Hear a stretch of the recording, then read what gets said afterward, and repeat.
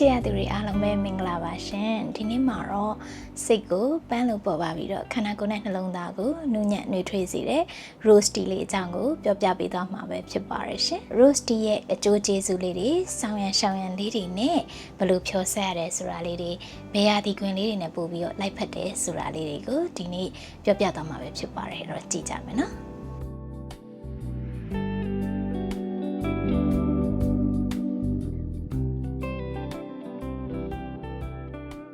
Rose Tea ရဲ့သဘောကပေါ့နော်သူကတောက်လိုက်လို့ရှိရင်အရသာလေးရလဲနူးညံ့ပျော်ပြောင်းနေအနှံ့လေးရလဲမှုရတယ်ပြီးတဲ့အခါမှာအကျိုးကျေးဇူးလေးတွေလည်းအများကြီးရှိပါတယ်ရှင်အဲ့တော့ Rose Tea ကိုတောက်လို့ရှိရင်ဘာကောင်းကျိုးလေးတွေရမလဲဆိုတာလေးပြောပြချင်ပါတယ်နံပါတ်1အချက်ကတော့သူကစိတ်ဖိစီးမှုတွေကိုအရင်မဲ့သက်သာစေတယ်စိတ်ကလေးနှလုံးလေးအေးချမ်းသွားတယ်ပေါ့နော်ပြီးတော့အိတ်မပျော်တာတွေညဘက်မှာပေါ့နော်တော်တော်နဲ့အိတ်လို့မရတဲ့ဟာလေးတွေကိုလည်းသူက short ချပေးတယ်အမျိုးသမီးတွေအတွက်လည်းသူက hormone balance ကိုညှိပေးတဲ့သဘောရှိတယ်အဲ့တော့စိတ်လှုပ်ရှားတာတို့စသဖြင့်ဒီဟာတွေကတခါလေကြာရင်အမျိုးသမီးတွေမှာ hormone balance မညီတာကြောင့်ဖြစ်တာအဲ့တော့သူကအမျိုးသမီးတွေအတွက်ဆိုရင် hormone balance ကိုလည်းညှိပေးပါတယ်နောက်ထပ်အရေးကြီးတဲ့တစ်ချက်ကတော့အသားရည်ကိုလှပပြီးတော့ glow စေတဲ့သဘောလေးရှိတယ်အဓိကတော့ antioxidant ပါတာဖြစ်တဲ့အတွက်သူကအသားရည်ကိုလှပြီးတော့ glow စေတဲ့သဘောလေးပေါ့နော်အဲ့တော့အရွယ်တင်နှုတ်ပြစေပါတယ်အဲ့တော့နောက်တစ်ချက်ကတော့ကျမတို့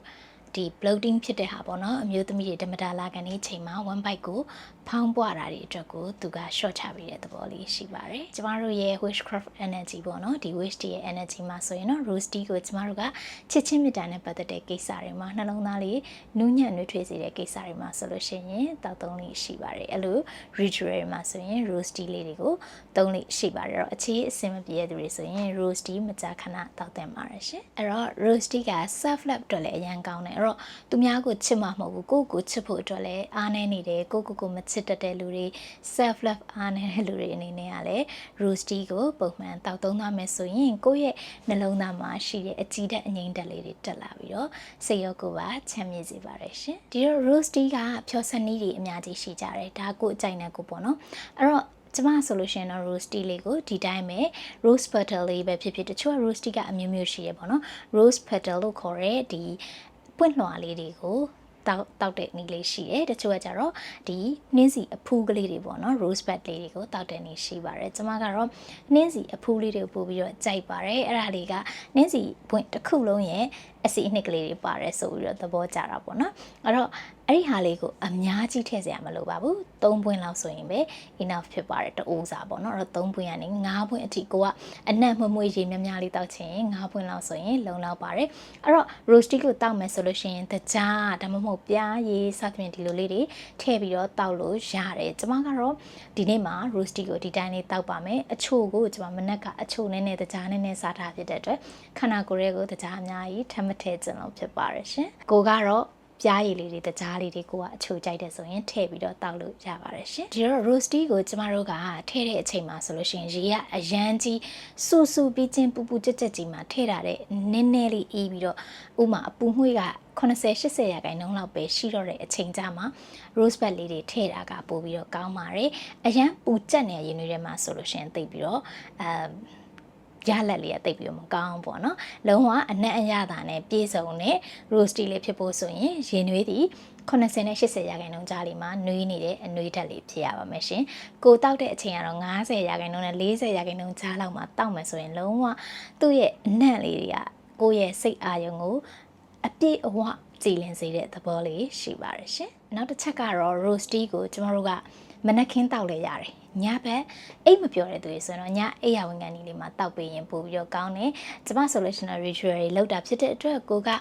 အလှပတော်လေးတောက်ချင်တယ်ဆိုလို့ရှိရင် Rose Tea ခွက်ကလေးကိုအခုလိုပဲမှန်တင်ကုန်သားလေးကိုယူလာပြီးတော့မှန်လေးကြည့်ရင်လည်းတောက်တယ်ဆိုလို့ရှိရင်လည်းအဲ့ချိန်မှာကိုက affirmation လေးတွေရွတ်တာကိုယ့်ရဲ့အလှပအတွက်အာရုံပြုပြီးတော့တောက်တယ်ဆိုလို့ရှိရင်ဒီက Rose Tea လေးမှာရှိနေတဲ့မိမသားဆန်တဲ့လှပခြင်းလေးတွေ antioxidant တွေကကိုယ့်ရဲ့ခန္ဓာကိုယ်ရဲ့ကိုပို့ပြီးတော့တက်ရောက်စေမှာဖြစ်ပါတယ်ရှင်ဒါတော့ကျမရဲ့ favorite way လေးပဲဖြစ်ပါတယ်အဲ့တော့ကျမတို့ Rose Tea ကိုတောက်တယ်ဆိုတာ calm ပြန်တောက်တာစိတ်ကလေးအေးချမ်းသွားအောင်တောက်တာအဲ့တော့အလွန်အကျွံတော့မတောက်ပါနဲ့เนาะအဲ့တော့ကိုယ့်ရဲ့စိတ်နှလုံးလေးအေးချမ်းနေဆိုရင်အဆင်ပြေပါပြီဒီနေ့ကိုဒါတအိုးလေးသေးလေးပေါ့450 ml ဝန်းကျင်လောက်ဆိုရင် enough ဖြစ်ပါတယ်လုံးဝလုံလောက်တယ်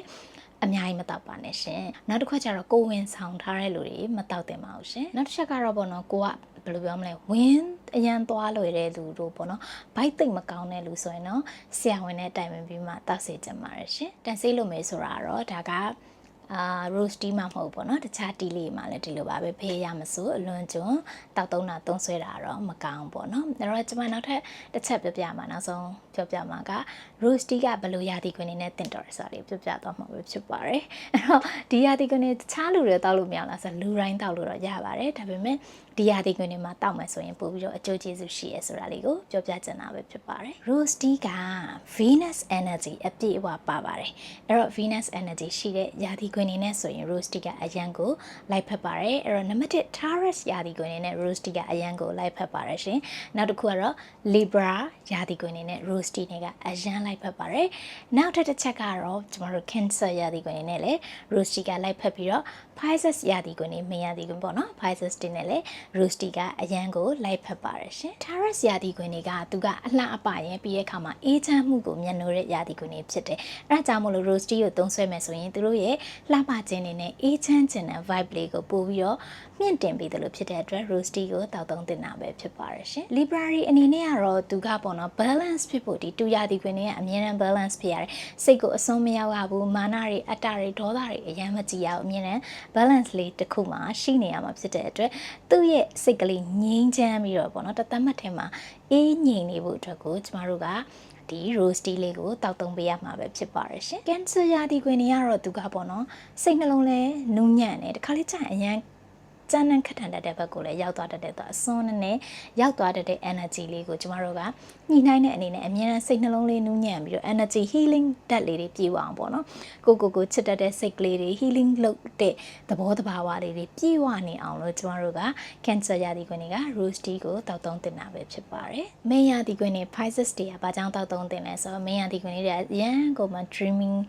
energy လေးတွေရှိရပေါ့နော်စိတ်ကူးလေးတွေအကြံစီလေးနဲ့အမြဲတမ်းသူကလှည့်ပတ်နေတတ်တဲ့သဘောရှိတယ် creativity energy လေးတွေကောင်းတယ်အဲဒီခါကျတော့မင်းရာသီခွင်တွေက roast tea နဲ့အလွန်လိုက်ဖက်ပါတယ်သူတို့ရဲ့နူးညံ့တဲ့အတွေးအခေါ်လေးတွေ creativity ဖြစ်တဲ့အတွေးအခေါ်အကြံစီလေးတွေအထမြောက်ဖို့အတွက်ဆိုရင် roast tea ကအများကြီးကူညီထောက်ပံ့ပေးပါတယ်ရှင်ဟုတ်ကဲ့ပါရှင်ဒါဆိုလို့ရှိရင်ဒီ roast tea လေးက